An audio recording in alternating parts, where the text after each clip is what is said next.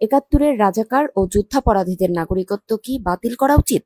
নতুন করে এই প্রশ্ন সামনে এনেছেন প্রবাসী সাংবাদিক ইলিয়াস হোসেন। তার বক্তব্যে তোলপাড় সৃষ্টি হয়েছে রাজনৈতিক অঙ্গনে।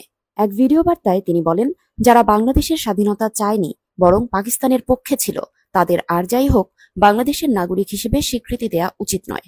ইলিয়াসের দাবি, যুদ্ধাপরাধীদের মরণোত্তর বিচার যেমন হয়েছে, তেমনি রাষ্ট্রীয়ভাবে তাদের নাগরিকত্ব বাতিল হওয়া উচিত।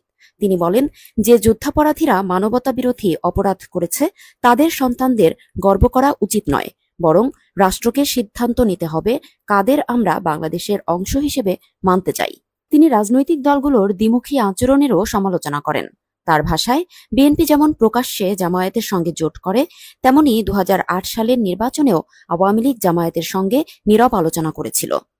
ইলিয়াস হোসেন জামায়াতে ইসলামীর চরিত্র ব্যাখ্যা করে বলেন, এটি একটি ফ্যাসিবাদী রাজনৈতিক দল যারা একাধিক হত্যা, নিখোঁজ এবং নির্যাতনের সঙ্গে জড়িত। এমনকি তিনি দাবি করেন তাদের দিয়ে একসময় মানুষ খুন করানো হতো। তার এই বক্তব্য ঘিরে ইতোমধ্যেই সামাজিক মাধ্যমে চলছে তীব্র বিতর্ক। অনেকে বলছেন, ইলিয়াস যা বলেছেন তা রাষ্ট্রের জন্য সতর্কবার্তা। আবার অনেকে একে রাজনৈতিক উদ্দেশ্য প্রণোদিত বলেও মনে করছেন। একাত্তরের রাজাকারদের উত্তরসূরিরা কি এখনো বাংলাদেশী? এই প্রশ্নের জবাব সময়ই দেবে। তবে বিতর্কটা এবার স্পষ্ট, তীব্র এবং সময়োপযোগী।